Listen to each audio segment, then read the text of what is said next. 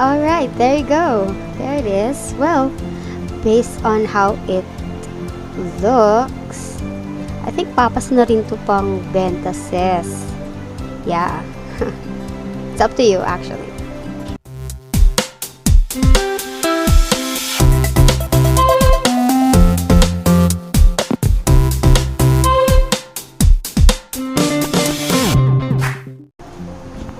Hello and welcome. So this is another tutorial video using Canva, and this time is for creating your DIY 2023 desk calendar. Kung for personal use lang naman, perfect tong tutorial na to para sa'yo. So let's start. Let's create a new design. Click on this plus button.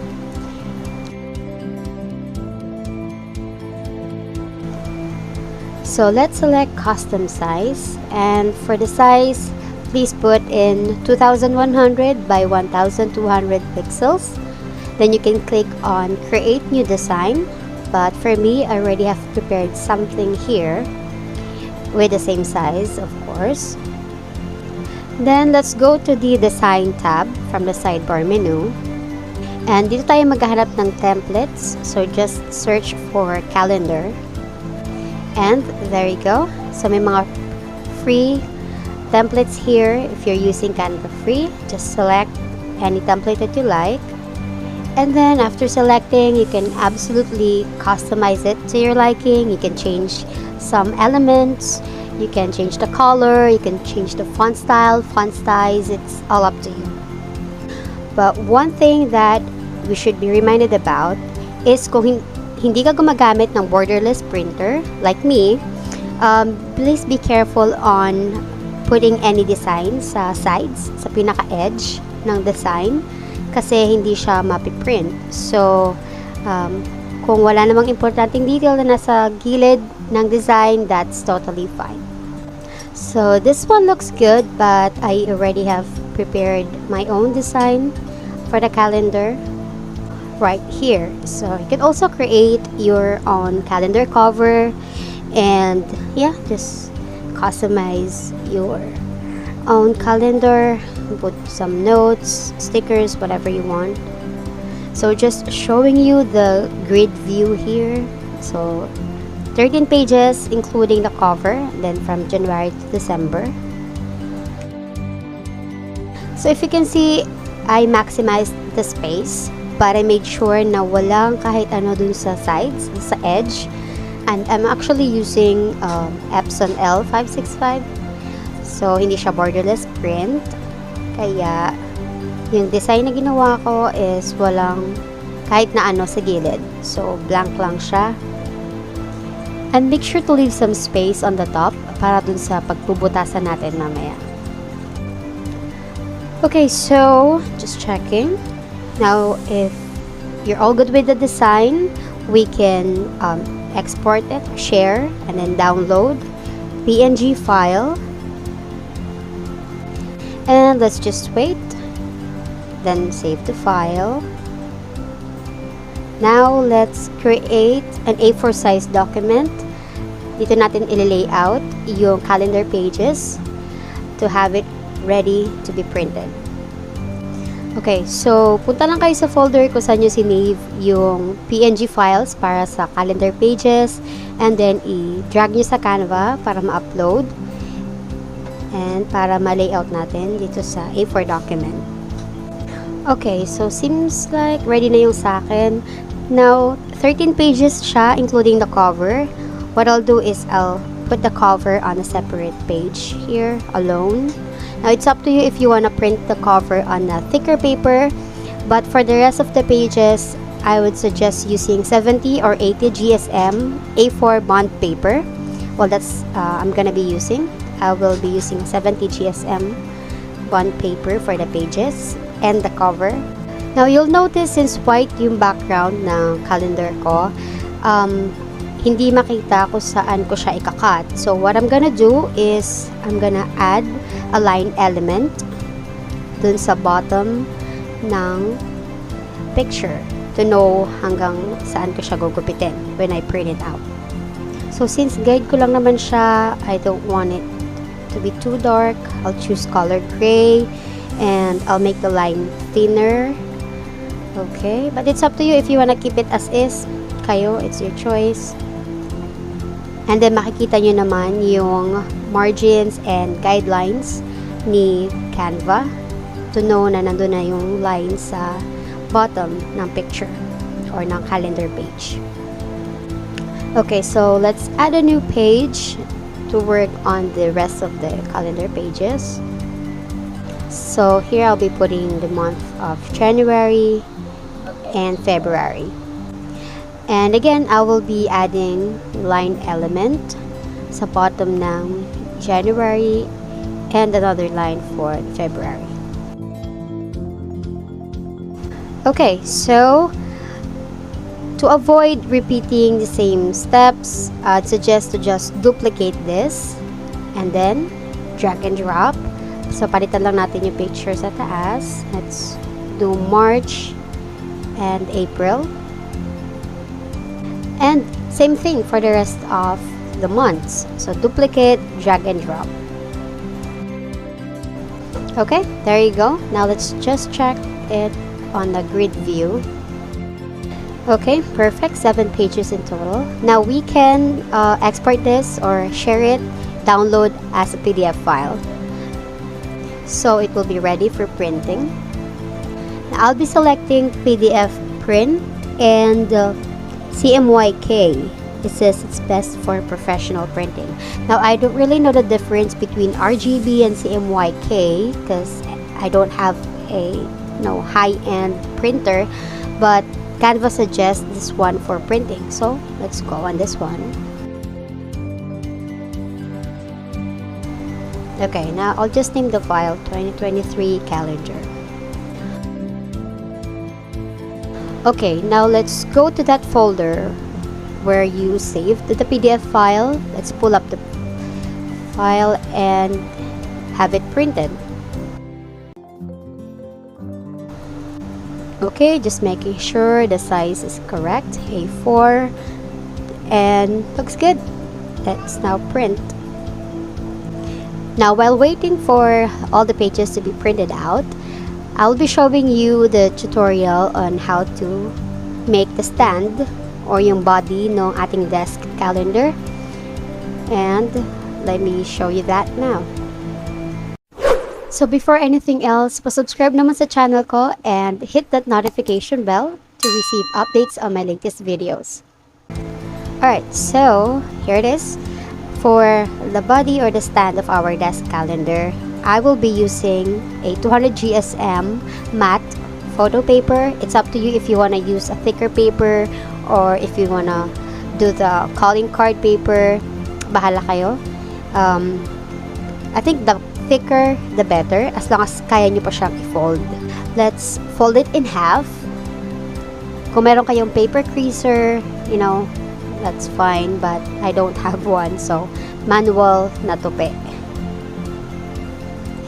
Okay, just folding it in half. I'll be using this bone folder for a cleaner fold. Pero okay lang kahit wala kayong ganito. A ruler will do. Okay, looks good. Now, let's get a ruler and create a 1-inch marker from the middle, yung sa tinupin natin. Okay, so I have here the ruler, 1 inch. Alright. Now, it's up to you kung gusto nyo pang sulatan or what, but I'll just do it this way para mas mabilis. Mamarkahan ko lang naman siya to know where I will be folding it. Let's fold it from there. And then just do the same thing on the other side. It's up to you if you wanna mark it 1 inch from the edge again or papantayin nyo lang siya dun sa natupina, which what I did. And there you go. So this will be the stand or the body of our desk calendar. Alright, so tapos na yung print natin or yung print ko. Now I'm gonna cut it and have it ready para sa ating desk calendar stand. Okay, so ito na siya. And I'm gonna cut it. If you'll see, nandito yung lines, guidelines na create natin to know kung saan siya gugupitin. Now, it's up to you if you wanna do a manual cutting. But for me, I will be using an A4 paper cutter. So, cut ko lang siya. Now, for using paper cutter, I am using this ruler. Iniipit ko yung nasa edge. Kasi the thicker the paper you're cutting, the more na possibility na tumabingi siya for some reason. So, yeah, to avoid that, iipitin ko yung nasa edge para pantay yung cut natin. There you go. So, wait lang. Rearrange ko lang siya.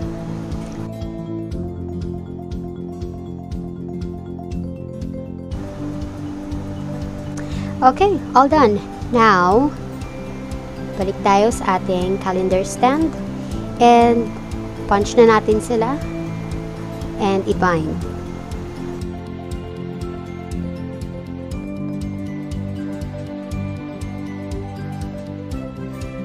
Okay, just making sure that they fit, and you see, sakto-sakto. Oh my, napakaliit na allowance, but that's fine. Now, i-punch na natin siya doon sa taas. Let's start with the body or the calendar stand. And for this, I will be using KW Trio 6-hole puncher.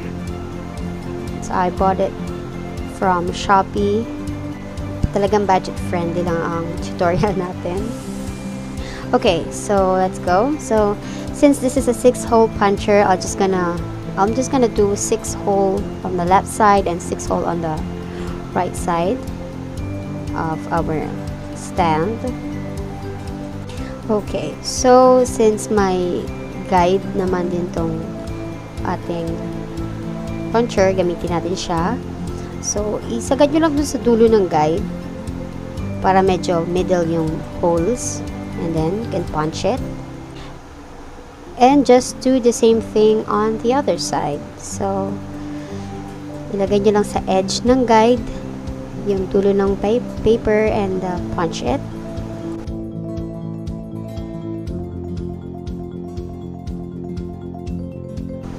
Now let's go with the papers or calendar pages using a thinner paper. Well, pag pinagsama-sama, makapal pa rin siya. So, for the KW Trio, hindi niya kaya yung makapal na pag-punch.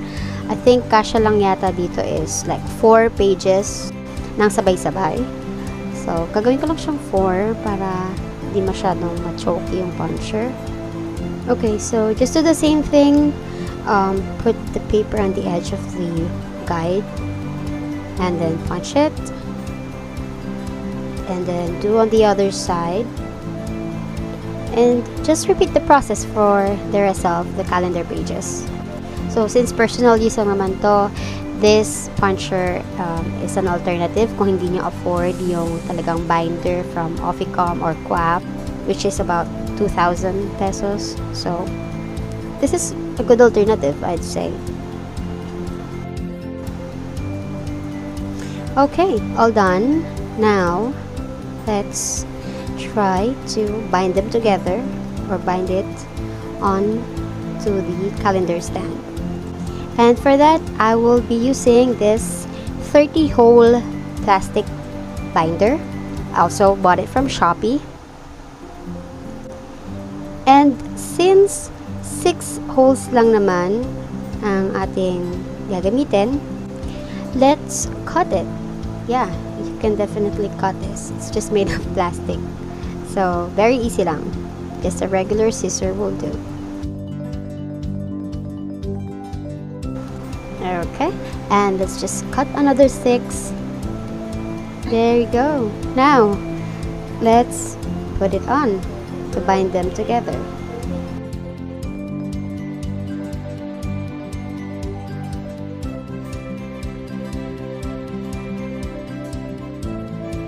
Alright, there you go. There it is. Well, based on how it looks, I think papas na rin to pang benta, sis. Yeah. It's up to you actually. If you're gonna be using quality materials and wala kayong problema sa manual, cutting and all, this is good enough. Yeah, turned out great. I could have used a thicker stand. Well, I'll do that on my next calendar. But there you go.